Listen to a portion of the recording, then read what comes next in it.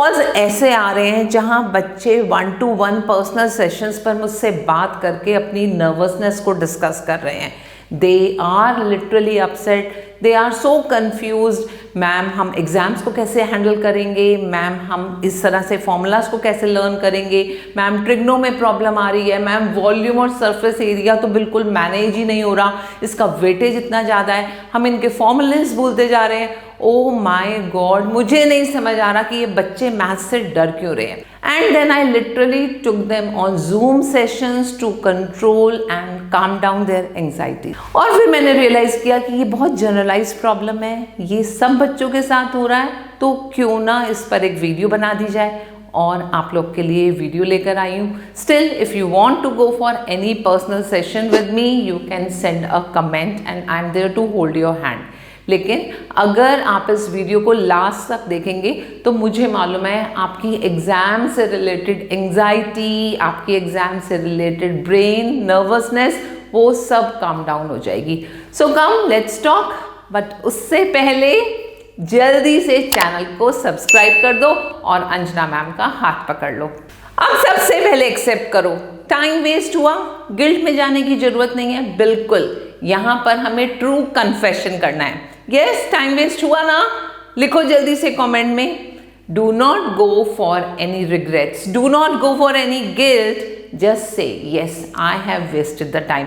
आपको अपने आप अंदर से हल्का लगने लगेगा। अब मैं आपको एक रियल लाइफ सिचुएशन में लेके जाती हूँ। आप जब भी देखते हैं आप फ्लाइट पकड़ने जा रहे हैं तो आप 3 कैटेगरीज के पैसेंजर्स वहां पे देखेंगे।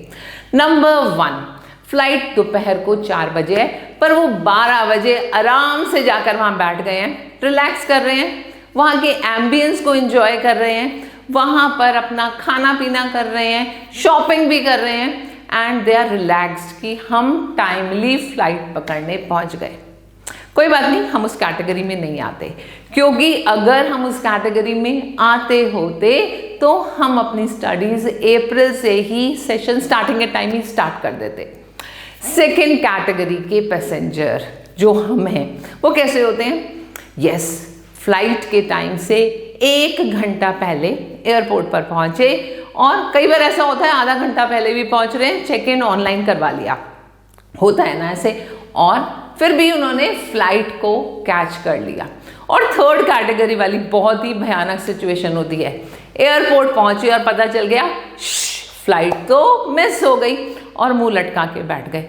मैं नहीं चाहती कि तुम थर्ड कैटेगरी में आओ, क्योंकि अभी तक की सिचुएशन बोल रही है आप सेकंड कैटेगरी के पैसेंजर हैं और आप फ्लाइट पकड़ सकते हैं, राइड को एंजॉय कर सकते हैं, अपने डेस्टिनेशन पे पहुंच सकते हैं।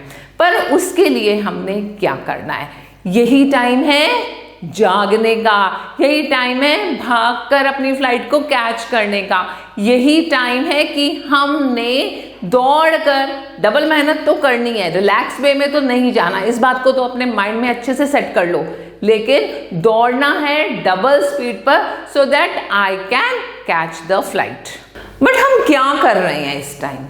यस, हम अभी तक टाइम वेस्ट कर रहे हैं, फोन लेकर बैठ जाते हैं, मोटिवेट होने के लिए वीडियोस देखते हैं, स्क्रॉल करते जा रहे हैं एंड फाइनली हमें पता है क्या होता है? हम चाहते हैं कोई हमें हवा भरता रहे, हमें कोई ना कोई एनर्जी देता रहे।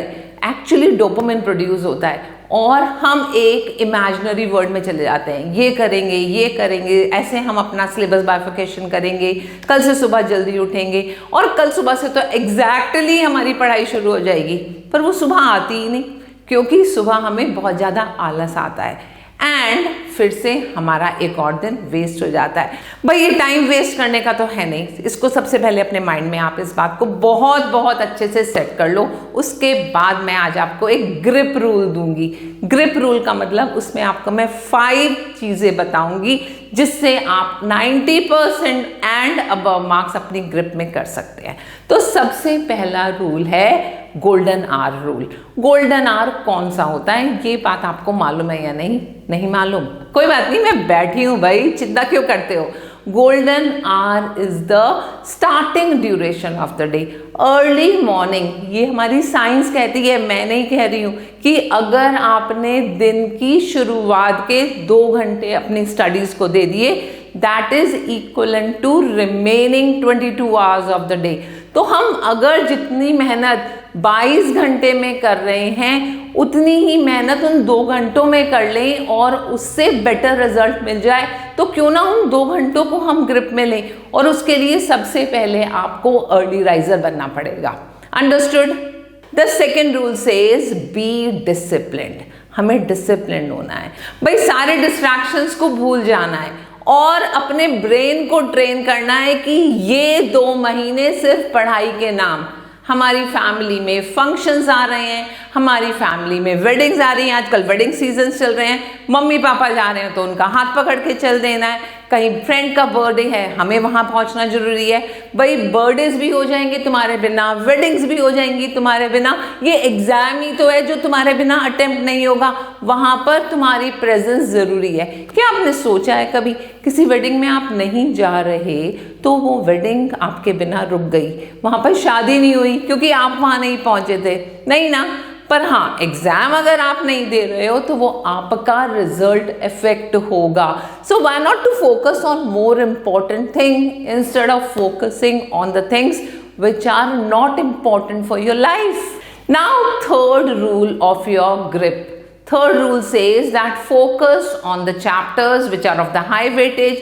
तो अपना syllabus bifurcation open करेंगे, हर बुक का सिलेबस बाइफिकेशन देखेंगे और उन चैप्टर्स को हम मार्क कर देंगे जो चैप्टर्स हमारे हाई वेटेज के हैं, और पहले हम उन चैप्टर्स में अपने को स्ट्रांग बनाएंगे so that we are actually able to grab more marks कि ये ज़्यादा मार्क्स वाले चैप्टर्स तो हम पहले कर चुके हैं, अब हम थोड़ा सा कॉन्फिडेंस फील कर रहे हैं, एंड देन कम वेटेज वाले चैप्टर्स को बाद में पिक करेंगे। कहीं ऐसा ना हो कि हम कम वेटेज वाले चैप्टर्स पर ज़्यादा मेहनत कर दें और उसके बाद रियलाइज करें कि ज़्यादा वेटेज वाले चैप्टर्स तो हमारे रह ही गए। Now coming to fourth rule of the grip, what does it says? It says हम ऑनलाइन स्टडीज करते हैं, हम ऑनलाइन रिसोर्सेज ढूंढते हैं, हमारे पास सब कुछ घर में अवेलेबल है। So do not run to your friends. अपने फ्रेंड्स की नोटबुक्स मत मांगो, उनसे नोट्स मत मांगो, सब कुछ आपके पास यूट्यूब पर अवेलेबल है, but choose the right resource. अब राइट रिसोर्स क्या होता है हमें यही नहीं पता, तो राइट रिसोर्स वो ही राइट है जो आपको अच्छे से समझ आ रहा है। हो सकता है आपका फ्रेंड किसी रिसोर्स से पढ़ता हो और वो नोट्स आपको समझ ना आ रहे हो, तो थोड़ा सा इन दिनों रिलैक्स माइंड से यूट्यूब रिसर्च कर लो कि कौन सा टीचर आपको ज़्यादा पसंद है, उसकी लिस्ट बना के रख लो। मैथ्स के लिए I am picking this teacher, science के लिए I am picking this teacher, social study के लिए ये टीचर मुझे अच्छा पसंद आ रहा है, and then keep on watching only one channel instead of just struggling, आज इस टीचर से पढ़ लिया, आज इस टीचर से पढ़ लिया। अब आप खुद ही इमेजिन करें, आपको एक टीचर रोज स्कूल में पढ़ा रही है और उसकी जगह कभी कोई सब्स्टिट्यूट टीचर आ जाता है, कोई रिप्लेस टीचर आ जाता है, तो आपका अंडरस्टैंडिंग लेवल डाउन जाता है ना, और हम ये चीज़ ना एग्जाम डेज में एफोर्ड नहीं कर सकते। So just hold the hand of one digital resource and keep running with those teachers for this academic year at least. Next year का फिर बाद में सोचते हैं। And finally, the fifth rule says start practicing question papers right now. अब question paper कैसे practice करना है? मैंने बहुत सारे बच्चों के मुंह से सुना है हमने 5 practice paper किए हैं in 10 days में। वो ज़्यादा important नहीं है कि आप कितने practice paper कर रहे हो, वो ज़्यादा important है कि क्या आप वैसा virtual environment create करके practice paper attempt कर रहे हैं या नहीं। अब वो virtual environment कैसा होना चाहिए? जब भी प्रैक्टिस पेपर करने बैठो प्लीज अपनी मम्मी को बोल दो, मुझे दरवाजा खोलने के लिए नहीं बोलेंगे, मुझसे पानी नहीं मांगेंगे, close your door, let everyone know in the home you are appearing for your exam, and after that you lock yourself for 3 hours। Question paper आपके सामने आ रहा है, पुट द अलार्म, और उस अलार्म के ऊपर बेस्ड आप अपने पेपर की इंस्ट्रक्शंस रीड करेंगे, पेपर को प्रॉपर अटेम्प्ट करेंगे। मैं तो रिकमेंड करूंगी आपको, इवन मार्केट में वो आंसर शीट्स भी मिलती हैं जिसमें हम पेपर्स अटेम्प्ट करते हैं, बाय दोज आंसर शीट्स उसी में लिखो, आपको आइडिया हो जाएगा 2 मार्क्स के क्वेश्चन में कितना स्पेस हमें ऑक्यूपाई करना है, 3 मार्क्स के क्वेश्चन में कितना स्पेस, ऐसे ही 4-5 मार्क्स के क्वेश्चंस में आपने नोटबुक में कितनी कितनी लाइंस लिखनी है, कितने कितने पॉइंट्स लिखने हैं। और ये चीज़ आपको बहुत हेल्प करने वाली है, जब आप एग्जाम हॉल में जाएंगे you will have that feel कि मैंने ये क्वेश्चन लिखा था 3 मार्क्स का और मेरी कॉपी का इतना पेज ऑक्यूपाई हुआ था, और ये वर्चुअल एम्बियंस क्रिएट करने से you are going to win the game. So try these hacks and let me know in the comments, आपने इनको ट्राई किया तो आपने क्या क्या चीज़ें एक्सपीरियंस की। अपनी कोई भी प्रॉब्लम है प्लीज़ मुझे कमेंट करें, I am going to create a video for you. And on that note, your mentor Anjana signs off. See you soon.